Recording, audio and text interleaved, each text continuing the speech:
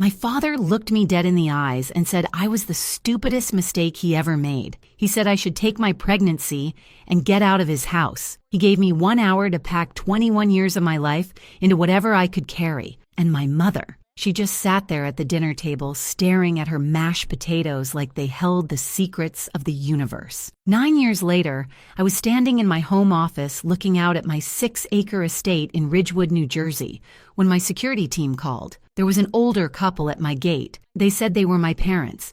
And for the first time in almost a decade, I smiled thinking about Gerald and Constance Hall. Because the stupid mistake they threw away, she was about to decide if they were even worth a conversation. My name is Phoenix Hall. I was 21 years old when my world collapsed, and I need to tell you how I built a new one from the wreckage. Growing up in Ridgewood, I was never the daughter my father wanted. Gerald Hall owned a mid-sized construction company, and from the moment I was born, he made his disappointment clear. He wanted a son.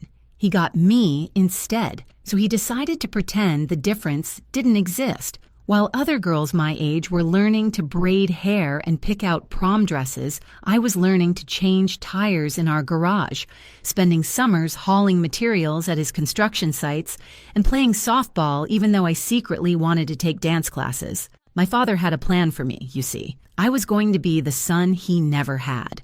I was going to take over Hall Construction and continue his legacy. The fact that I was a girl was just an inconvenience he chose to ignore. I got pretty good at ignoring it, too. I learned to swallow my feelings, to perform, to achieve. I studied business at Rutgers because that's what he expected. I got straight A's because anything less meant a lecture about wasted potential. I became a perfectionist, always chasing approval that never quite came. Looking back, I realize I could rebuild a carburetor with my eyes closed, but I still can't French braid to save my life. Some education, right? My mother, Constance, was a different kind of problem. She wasn't cruel. She was just absent in every way that mattered. She floated through our house like a ghost, never disagreeing with my father, never standing up for me, never making a single wave. I used to think she was weak. Later, I realized she had simply made her choice a long time ago, and that choice was comfort over courage. If someone had told me back then that in just 8 months I would lose everything, my family, my future, and the man I thought loved me, all in the same 24 hours, I would have laughed. But life has a cruel sense of timing, and mine was about to run out. Then I met Tyler Webb. Looking back now, I should have known that any man whose smile could convince you the sky was green was probably lying about the color of everything else too. But I was 21 and desperate to be loved by someone who actually saw me as a woman. So when this handsome 24-year-old pharmaceutical sales rep started talking about our future like it was already written in the stars,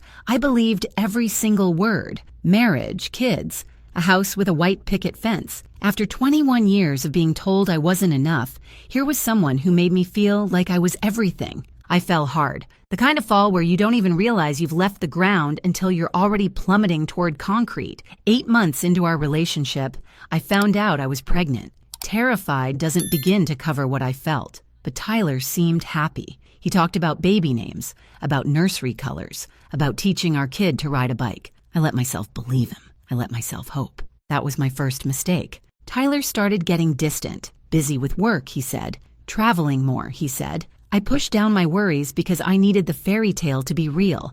I needed something in my life to not be a disappointment. My second mistake was telling my parents. I planned to announce my pregnancy at Sunday dinner. Tyler was supposed to be there with me, but he canceled last minute. Work emergency, he claimed, so I sat alone across from Gerald and Constance Hall, pushed my food around my plate, and finally said the words that would change everything. My hands went ice cold under the table. I could feel my heartbeat in my throat, pounding so loud I was certain they could hear it across the dining room. My father's face went through several stages. Confusion first, then disbelief, then something cold and hard settled into his features, something I had never seen before in 21 years. My mother just froze, her fork halfway to her mouth, a statue in pearls and silence. Gerald didn't yell at first. That would have been easier. Instead, he spoke in this quiet, controlled voice that was somehow worse than any scream. He talked about his plans for me, about how I was supposed to take over the company, about how an unmarried pregnant daughter would destroy his reputation in the business community, about how he had spent 21 years trying to mold me into something useful, and this was how I repaid him. Then the quiet broke. He stood up so fast his chair fell backward and crashed against the hardwood floor. The sound made me flinch like a gunshot. And then he said words that I will carry with me until the day I die. He said I was just a stupid mistake from his past. He said he should have tried again for a son instead of wasting his time on me. He told me to take my pregnancy and get out of his house. I looked at my mother, begged her with my eyes to say something, anything, to defend me just this once. She stared at her mashed potatoes like they were the most fascinating thing she had ever seen. Gerald gave me 1 hour. I packed 2 suitcases with shaking hands. 21 years of existence crammed into whatever would fit. My mother didn't come to my room, didn't offer help, didn't say goodbye. I could hear the television turn on downstairs, some game show with cheerful music, while I erased myself from my childhood home. I walked out the front door, and I never looked back. In my car, I called Tyler. No answer. I called again. Voicemail. I sent a text with trembling fingers telling him my father had kicked me out, telling him I needed him. 3 hours I waited for a response. 3 hours of sitting in a dark parking lot, watching my phone screen like it held my entire future, praying for the fairy tale to survive just a little longer. Then his message came through, and whatever was left of my naive little heart shattered into pieces so small I wasn't sure I'd ever find them all. Before we continue, if you're enjoying this story, please hit that subscribe button and tell me in the comments where you're watching from and what time it is there. I see every single comment, and they mean the world to me. Thank you so much for your support. Now, where were we, right? Tyler's message, 6 words. That's all he gave me. After 8 months, after all those promises, after talking about our future and our baby and forever, 6 words on a glowing screen in a dark parking lot. He said he couldn't do this. He said he was sorry. He told me not to contact him again. I didn't listen. Of course I didn't. I called him probably 40 times that night. Every call went straight to voicemail until eventually the number just stopped connecting at all. He had blocked me. The man who talked about our children's names had blocked me like I was a telemarketer. The next morning, I drove to his apartment. I needed answers. I needed to look him in the eye and understand how someone could transform from Prince Charming into a ghost overnight. A woman answered the door. She was pretty, put together, wearing an engagement ring that caught the morning light like a tiny disco ball of betrayal. Her name was Lauren, and she had been engaged to Tyler Webb for 2 years. 2 years. While Tyler was whispering promises in my ear, he was going home to a fiancé who had no idea I existed. I was the other woman in a story I didn't even know I was part of. The morning sickness I'd been fighting suddenly had nothing to do with pregnancy. Lauren and I just stared at each other for a moment. 2 women realizing we'd been loving the same lie. Then Tyler appeared behind her, and the mask finally came off. There was no charm left. No warmth. He looked at me like I was an inconvenience, a mess he needed to clean up. He told me to handle my problem and shut the door in my face. I should have seen the signs. The man took work trips to supposedly exotic locations, but never came back with a tan or a single photograph. I used to think he was just private. Turns out, he was just a professional liar with a frequent flyer account. So there I was. 21 years old, pregnant, disowned, and dumped in the span of 24 hours. I had $847 in my savings account. My father had already called every relative we had, poisoning the well before I could even reach out. My aunt tried to send me money secretly, but Gerald found out and threatened to cut her off completely. Even my mother managed to sneak $500 to me through a cousin, but when my father discovered it, he took away all her credit cards as punishment. I found a room in a boarding house in Newark. It smelled like mildew and broken dreams, but it was $60 a week, and that was all I could afford. I worked 3 jobs. Mornings at a bakery, starting at 4 a.m, covered in flour and exhaustion. Afternoons at a dry cleaner, pressing other people's clothes while my own fell apart. Evenings at a call center, getting yelled at by strangers until 10 at night. I would fall into my tiny bed, sleep for 5 hours, and do it all again. My body held on as long as it could. At 6 months pregnant, I collapsed during my shift at the call center, just crumpled right there between the cubicles like a puppet whose strings got cut. I woke up in a hospital with a doctor telling me I was killing myself and my baby. He said I had to slow down or I would lose her. I quit 2 of my jobs. I had no choice. I survived on one income, food stamps, and a level of anxiety that probably should have had its own zip code. My daughter was born in April. I named her Iris, after the flower and the goddess of rainbows, because she was the only color left in my gray world. She came into this life in a delivery room with no family waiting outside, no father pacing the halls, no grandparents eager to hold her. Just me, exhausted and terrified and more in love than I had ever been in my entire life. The nurse asked if my family was coming. I told her they were traveling. It was easier than explaining that my family had thrown me away like yesterday's garbage. I held Iris in my arms, this tiny, perfect human who had done nothing wrong except exist, and I made her a promise. I swore she would never, ever know what it felt like to be unwanted. My father, meanwhile, was busy erasing me from existence. He told everyone in Ridgewood that I was troubled, making poor choices. He implied things without saying them directly, letting people's imaginations fill in the worst details. Old family friends crossed the street to avoid me when I visited the area. Former college classmates stopped returning my texts. I discovered through a cousin's accidental social media post that I had been cropped out of every family photo, 21 years of birthdays, holidays, and graduations, and I no longer appeared in any of them. But here's the thing about rock bottom. Once you're there, there's nowhere to go but up. And I learned that year how to stretch $12 across 7 days of groceries. I learned 47 different recipes involving rice and beans. To this day, I'm worth millions, and I still can't look at a kidney bean without my eye twitching a little. Some traumas stay with you. The wound that cut deepest wasn't my father's rage, though. It was my mother's silence. Constance Hall had watched her only daughter get thrown out into the world, pregnant and alone, and she had said nothing, done nothing, chosen nothing except the path of least resistance. A few months after Iris was born, I wrote my mother a letter. I poured my heart onto that paper. I told her about her granddaughter. I begged her to meet Iris, to be part of her life, to choose love over fear just this once. Her response came 2 weeks later. One paragraph. She said, "My father thought it was best if they moved on." She said she was sorry. That single word, so small and weak and useless. It was worse than silence. At least silence didn't pretend to care. On Iris's first birthday, I threw her a party in our tiny apartment. Just the 2 of us, a cake from the discount rack at the grocery store with a dent in the frosting, and a single balloon I found on sale. I was exhausted, broke, eating cake that tasted like survival and pretending it was sweet. But my daughter smiled at me.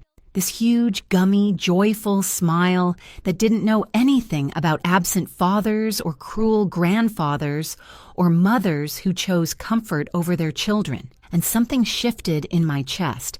I realized I had 2 choices. I could spend the rest of my life drowning in resentment, replaying my father's words, letting Gerald Hall live rent-free in my head forever. Or I could build something so big, so successful, so undeniably mine, that his opinion would become irrelevant. I've never been good at drowning. The turning point came from an unexpected source, a tough, widowed, 68-year-old woman named Miriam Castellanos, who ran a struggling property management company and had 0 patience for excuses. I got an entry-level job at her firm when Iris was about 18 months old, filing paperwork, answering phones, making coffee that Miriam always complained was too weak. But Miriam noticed things. She noticed I stayed late without being asked. She noticed I caught errors in contracts that had slipped past everyone else. She noticed I had the kind of hunger that comes from having nothing and everything to prove. One day she called me into her office and asked me what I wanted to do with my life.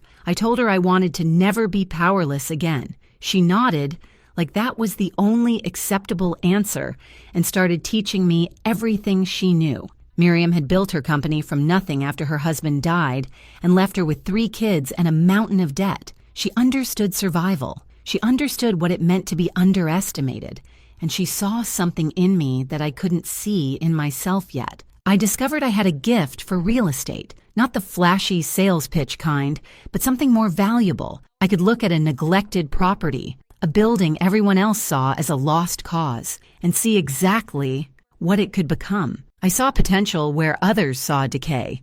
It was like my superpower, except instead of a cape, I wore sensible flats and determination. My first successful negotiation, if you can call it that, was convincing my landlord not to evict me by offering to personally fix the building's broken mailboxes. I spent an entire weekend with a screwdriver, a YouTube tutorial, and more curse words than I'm proud of. But when I finished, I realized something important. I could sell anything to anyone if I believed in the value I was offering. That busted mailbox situation was my business school. I got my real estate license while working full-time and raising Iris alone. I studied at 2 a.m, textbooks spread across my kitchen table, my daughter sleeping in the next room. I drank enough coffee to fuel a small spacecraft. I failed my first practice exam and cried in the bathroom for 20 minutes. Then I dried my eyes and studied harder. When I passed that licensing exam, I held the certificate in my hands and sobbed.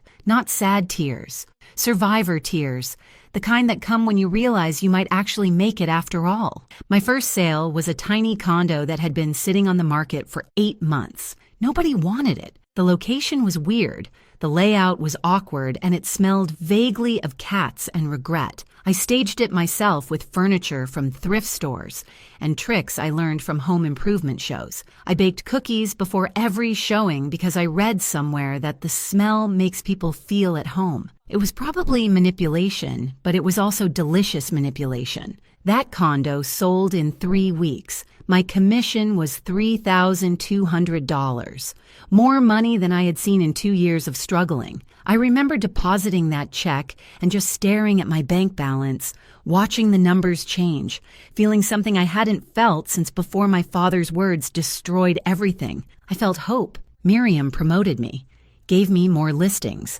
started treating me less like an employee and more like a protege. I learned the business inside and out, absorbing everything she taught me like a sponge that had been thirsty for decades.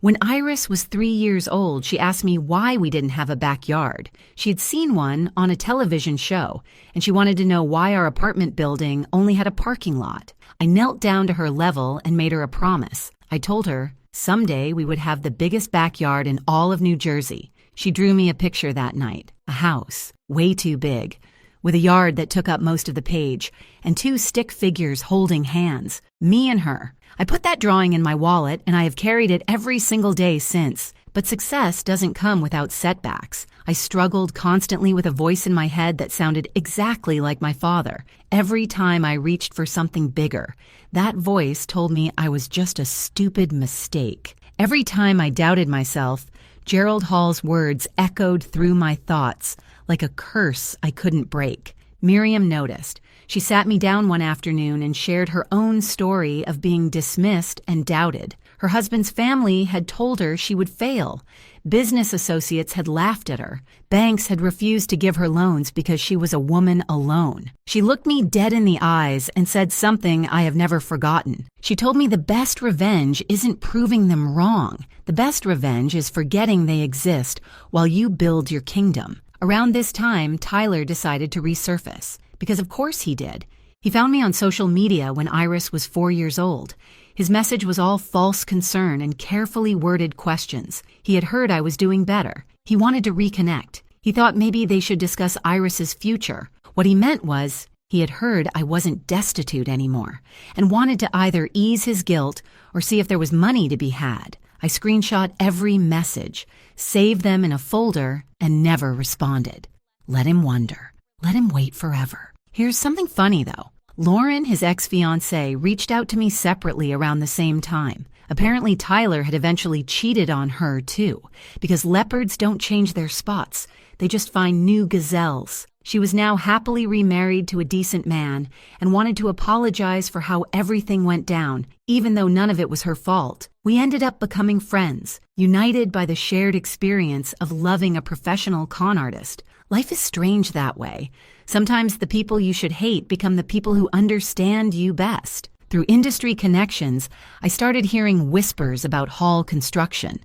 My father had overextended during a building boom, taken bad loans with worse terms, and his company was slowly bleeding out. His pride wouldn't let him admit it. Constance had to let go of their housekeeper. They stopped going on their annual vacation. Small cracks in the facade that only someone watching closely would notice. I noticed.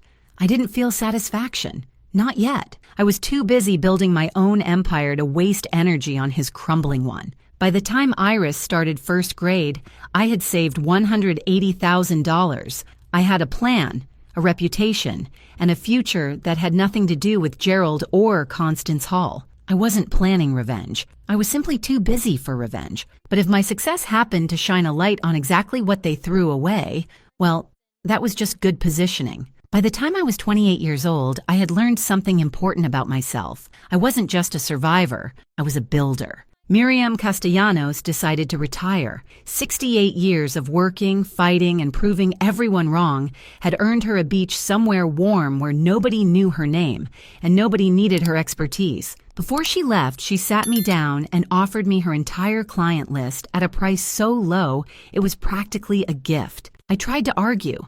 Tried to pay her what it was actually worth. She just looked at me with those sharp eyes that had seen everything and said this was her investment in the future. She said she wanted to watch what I would build, and she couldn't do that if I was broke from overpaying her. Then she handed me a bottle of champagne, told me not to open it until I made my first million, and walked out the door. I still have that bottle.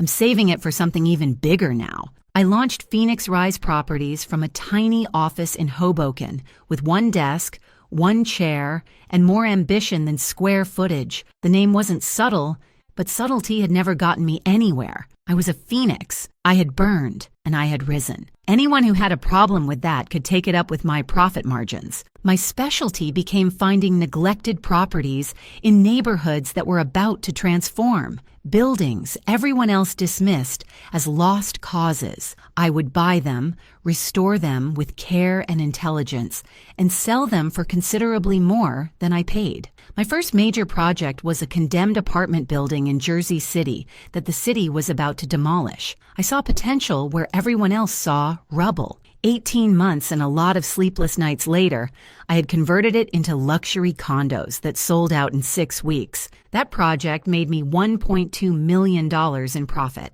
I remember sitting in my new office staring at the numbers, trying to make them feel real. 8 years earlier, I had been eating dented birthday cake in a boarding house, wondering if I could afford diapers. Now I was a millionaire. Not inherited wealth, not family money, mine. Every dollar earned through work and will, and refusing to quit when quitting would have been so much easier. I deliberately kept a low profile during those years, used my business name on everything, rarely my personal name. No social media presence, no photographs in industry publications, no flashy displays of success. My office was in Hoboken, far from Ridgewood and the people who used to know me. Anyone from my old life wouldn't have recognized the confident businesswoman in tailored suits who closed deals worth more than their houses. The transformation from struggling single mother to real estate developer still surprises me sometimes. I went from owning 2 pairs of work pants to having a closet organized by season and occasion. I still keep those original 2 pants though. They're framed in my closet like art. Some people hang diplomas. I hang polyester blend reminders of where I started. Through it all, Iris remained my center, my reason, my North Star. When she was 7, she started asking about grandparents. Her friends at school talked about visiting grandma's house, getting spoiled with cookies and presents, having that special relationship that grandparents and grandchildren share. Iris wanted to know why she didn't have that. I told her a simplified version of the truth. I explained that sometimes adults make choices that hurt people they should love, and my parents had made that choice. I didn't poison her against them. I didn't use her as a weapon for my own pain. I just told her the facts in words a 7-year-old could understand. She thought about it for a moment, this beautiful girl with my eyes and her own fierce spirit. Then she shrugged and said it was their loss because I was the best mom ever. I cried in the shower that night, happy tears and sad tears all mixed together, washing down the drain along with the last remnants of hope that my parents might somehow change. Speaking of change, I should tell you about Russell. Russell Okonkwo was an architect, 34 years old, divorced with a young son, brilliant at his work, and patient in a way that felt foreign to me. We met at an industry conference when I was 29. He was presenting on sustainable building design. I was pretending to take notes while actually judging everyone's business cards. He asked me to coffee afterward. I said no. He asked again a month later. I said no again. The third time, 6 months after that, I finally said yes, mostly because his persistence had become impressive enough to reward. Here's the thing about Tyler Webb. He didn't just break my heart. He broke my ability to trust.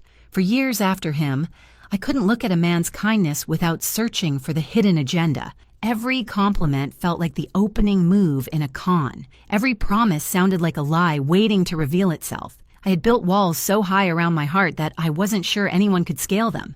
Russell didn't try to scale them. He just showed up consistently, respected my boundaries, and proved through actions instead of words that he was exactly who he appeared to be. It took years. Literal years of friendship, of slow trust building, of him never once pushing for more than I was ready to give. By the time Iris was 8, Russell and I were officially together. He had earned that place in my life the hard way, which is the only way that matters. Meanwhile, I kept tabs on Hall Construction through public records and industry gossip. Not obsessively, just occasionally. Enough to know that my father's empire was crumbling while mine grew. Gerald had lost 2 major contracts to competitors who were younger, hungrier, and more adaptable. He had taken a second mortgage on my childhood home, the house he had kicked me out of with such righteous fury. My mother's sister mentioned at a community event that Gerald's pride wouldn't let him admit they were struggling. He was still pretending everything was fine while the foundation rotted beneath him. I felt nothing when I heard these things. No satisfaction, no pity, just a kind of distant acknowledgement, like reading about a stranger's misfortune in the newspaper. Then I saw the listing. Thornfield Estate, 6 bedrooms, 4 acres, a historic property in Ridgewood that had been on the market for 2 years because the asking price was ambitious and the renovation needs were significant. It was 3 miles from my parents' house.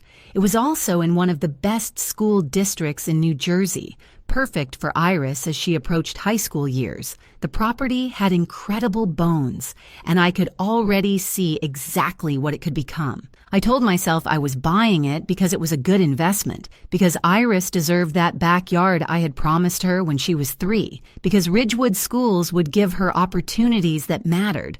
All of that was true. But I would be lying if I said I didn't smile when I signed those papers. Some purchases are practical. Some purchases are poetic.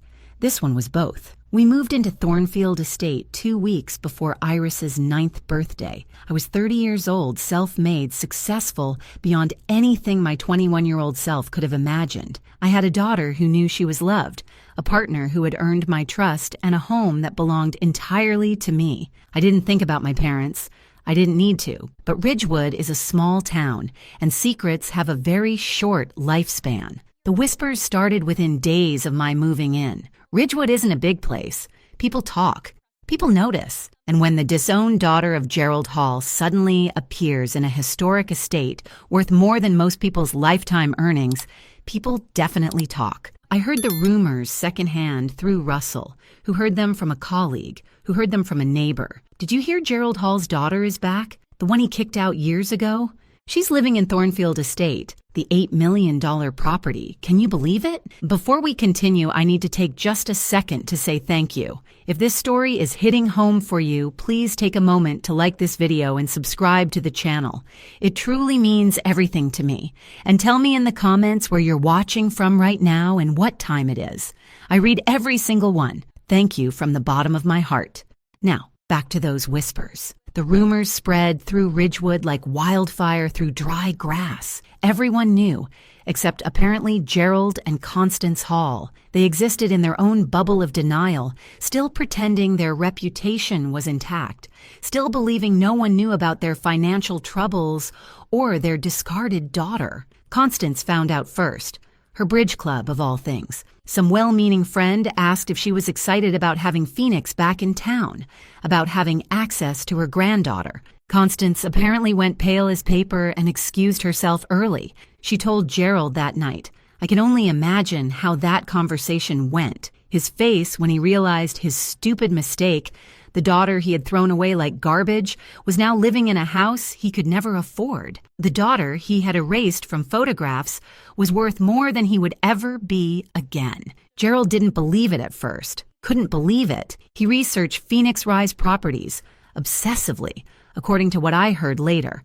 Found the portfolio, the awards, the industry recognition, found photographs of me at conferences, shaking hands with mayors and developers, looking nothing like the crying girl he had given 1 hour to pack her life. I imagine his face went through several stages during that research: confusion, denial, recognition, and finally, something he probably hadn't felt in years: desperation. It was a Saturday morning when the call came. I was in my home office reviewing plans for a new development project, drinking coffee and enjoying the quiet. Iris was playing in the garden with Russell's son, their laughter floating through the open window like music. My security team called, very professional, very neutral.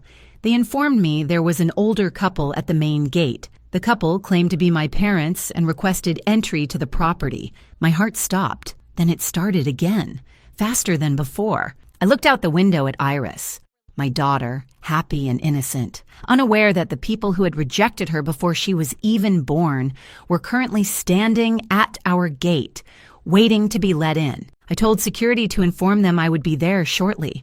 Then I made them wait. 47 minutes. I would love to tell you it wasn't pettiness, that I genuinely needed that time to compose myself, to prepare what I would say, to settle my nerves. And that was partly true, but I would be lying if I said there wasn't some satisfaction in knowing Gerald Hall was standing outside a gate, waiting for permission to enter, while his daughter took her time deciding if he was worth the effort. Some things you earn through patience, other things you earn through making people wait. When I finally walked down to the gate, I saw them clearly for the first time in 9 years. Gerald had aged badly. The stress of financial ruin was written across his face in deep lines and gray skin. He had lost weight, but not in a healthy way, in the way that comes from worry eating you alive from the inside. Constance stood slightly behind him, smaller and frailer than I remembered, her eyes red like she had been crying recently. Gerald tried to smile when he saw me. It was the most pathetic thing I have ever witnessed in my life. This man who had screamed at me, who had called me a stupid mistake, who had given me 60 minutes to erase myself from his existence, was now attempting to look warm and fatherly. The performance was so bad it would have been funny if it wasn't so tragic. He started talking immediately, didn't even wait for me to speak. Words tumbled out of his mouth about family and misunderstandings and water under bridges and moving forward. He talked about how proud he was of what I had built. Proud. The man who told me I was worthless was now claiming pride in my success. Constance said nothing. She just stared at the estate behind me, at the gardens, at the evidence of the life her daughter had built, without any help from her. I wondered what she was thinking. I wondered if she felt regret or just envy. I let Gerald finish his speech. It took a while. He had clearly rehearsed it, though not well enough to make it convincing. When he finally stopped talking, I spoke for the first time. I didn't yell. I had imagined this moment for years, and in my imagination, I always yelled, screamed all the pain and anger and hurt that had been festering inside me, but standing there, looking at this diminished man who used to terrify me, I felt something unexpected, calm. I told him that he had called me a stupid mistake, that he had told me I was nothing, that he had erased me from family photographs like I had never existed. I reminded Constance that she had written me a letter choosing his comfort over her own grandchild, that her sorry was not enough then and would never be enough now. Gerald's facade cracked. He admitted the company was bankrupt. They were about to lose the house. Everything he had built was gone, and he needed help. He actually said those words to me. He said I had to help them because they were my parents. I almost laughed. Almost. Because here was the man who had refused to be my father when I needed him, demanding that I be his daughter now that he needed me. He finally saw me as capable, but only because he needed my checkbook. Better late than never, some people might say.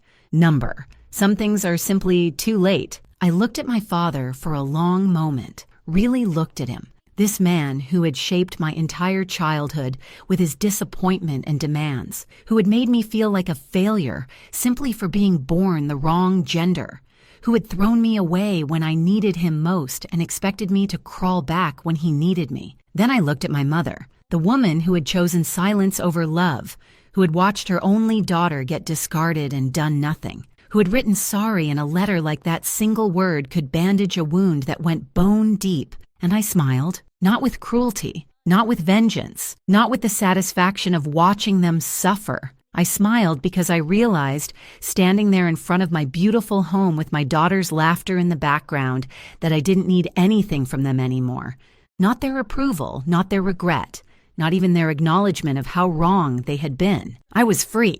I told Gerald I wasn't going to help him, not because I wanted him to suffer, but because I didn't owe him anything. He had made that clear 9 years ago when he gave me 1 hour to pack my life into suitcases. The debt between us was settled the moment I walked out his door. I told him I had a daughter who had never known what it felt like to be unwanted. That was my legacy, not saving people who threw me away when I was at my lowest. Then I turned to Constance specifically. I told her she could have left him. She could have chosen me. She could have been a mother when it mattered. She didn't. That was her right.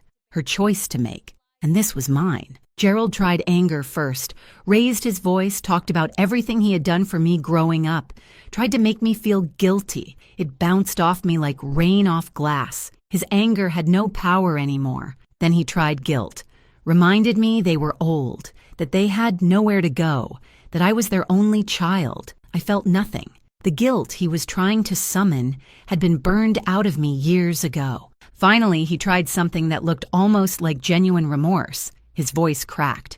His eyes got wet. He said he was sorry, that he had been wrong, that he had made the biggest mistake of his life. Too little. 9 years too late. I told him I hoped he found peace, but he wouldn't find it here. Not at my gate, not in my home, not in my life. Constance spoke for the first time since they had arrived. Her voice was small, barely above a whisper. She asked if she could at least see Iris. Just once, just to see her granddaughter. For one moment, my heart wavered. This was my mother, the woman who had braided my hair when I was little, before Gerald decided that was too feminine. The woman who had snuck me $500 through a cousin when I had nothing. Then I remembered the letter. I remembered sorry. I remembered the years of silence, the years of choosing him over me, the years of letting me struggle alone while she preserved her comfortable life. I told her Iris didn't know she existed, and I said keeping it that way was the kindest thing I could give my daughter. Constance's face crumpled. Gerald put his arm around her, still trying to maintain some dignity, still playing the role of protective husband even though he had protected nothing. They left, slowly, like they were hoping I would change my mind. I watched them walk back to their car. A vehicle that was older than it should have been, showing the kind of wear that comes from deferred maintenance and stretched budgets. They drove away. I stood at my gate until their car disappeared around the corner, and I felt lighter with every inch of distance between us. Iris came running up a few minutes later, Russell's son chasing behind her. She asked who those people were. I looked at my daughter, this beautiful, happy, confident girl who knew she was loved every single day of her life, who had never been called a mistake, who had never been made to feel like she wasn't enough. I told her they were nobody important, and I meant it. That evening, Russell came over for dinner. We sat in the garden watching the kids play, eating food that I had actually paid someone else to cook because I could afford that now, because I had built something from nothing, and I was allowed to enjoy it. Iris showed Russell her latest drawing, our family, our house, our big backyard with trees and flowers and a swing set, 3 figures holding hands, plus Russell's son beside them. A family that had nothing to do with blood and everything to do with choice. I looked at my life, At the daughter I had raised alone through the hardest years. At the man who had earned my trust through patience and consistency. At the home that belonged entirely to me, paid for with money I had made through my own intelligence and effort. Not a single piece of it came from Gerald or Constance Hall. And that's exactly the way it should be. Those who throw away their children don't get to claim their success. I rose from the ashes because I had to. My parents never even tried to strike the match. Thank you so much for watching. More of my most gripping stories are already on your screen. Click one now and don't miss the best part. You will love it. See you in the next story.